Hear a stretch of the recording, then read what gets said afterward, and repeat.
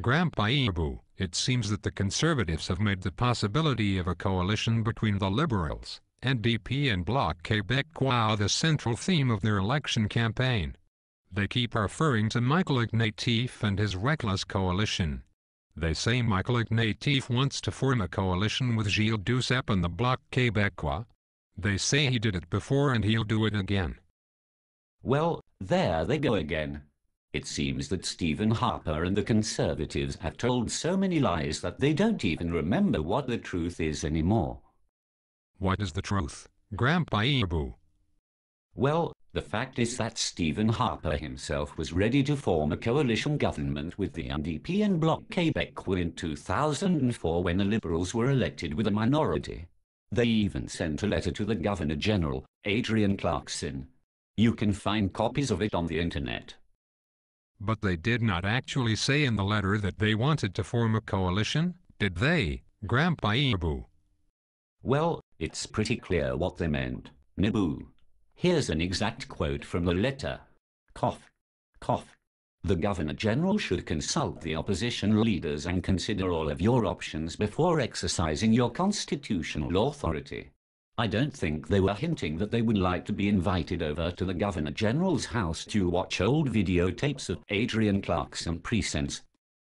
So Stephen Harper was ready to form a coalition with the NDP and Bloc, is that right, Grandpa Ebu? You're darn right, Nibu.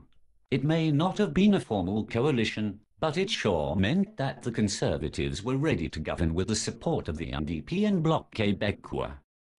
What about that famous signing party that the Liberals, NDP and Bloc staged in December 2008, Grandpa Ebu?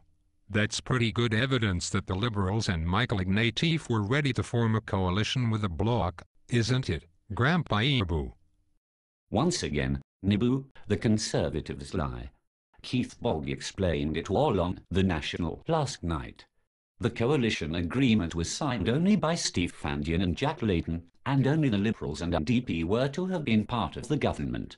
Here's an exact quote from the agreement to explain the Bloc's role. Cough. Cough. Ahem. The government will put in place a permanent consultation mechanism with the Bloc Québécois.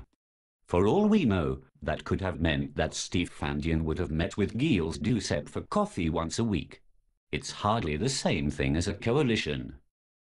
But what about that famous video clip of the three leaders signing a document, then smiling and shaking hands for the cameras? What was that all about?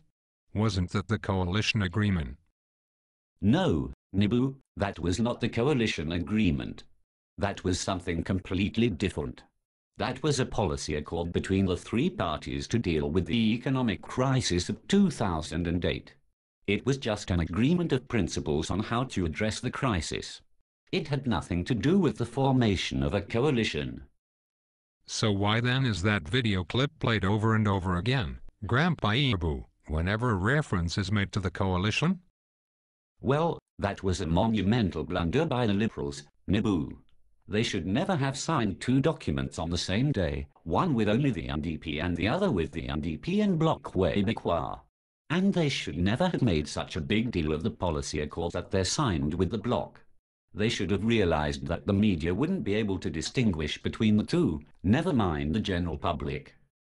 So the Conservatives have seized on this confusion and are trying to make the most of it, is that right, Grandpa Ebu? Right you are, Nibu. They very likely understand the facts behind the event, but are choosing to lie about it. Not stretch the truth, or confuse the issue, just outright lie. What about Michael Ignatieff, Grandpa Ebu? Was he a ringleader of the coalition talks? Remember, Nibu, that Michael Ignatieff was just an MP at the time. All the Liberal MPs signed a document supporting the accord on cooperative government. But he certainly wasn't a ringleader, and it certainly wasn't his coalition. So once again, Grandpa Ebu, the Conservatives are lying when they refer to Michael Ignatieff's reckless coalition. You're absolutely right, Nibu. It's just a blatant lie. That's pretty harsh language, isn't it, Grandpa Ebu? Accusing the Conservatives of lying? No, it's not, Nibu. It's just telling the truth. something that the Harper government has forgotten how to do during its 5 years in office. As Sir John Dalberg Acton, 1st Baron of Acton, said, "Power corrupts, and absolute power corrupts absolutely." Well, it seems that even minority government power does a pretty good job of corrupting.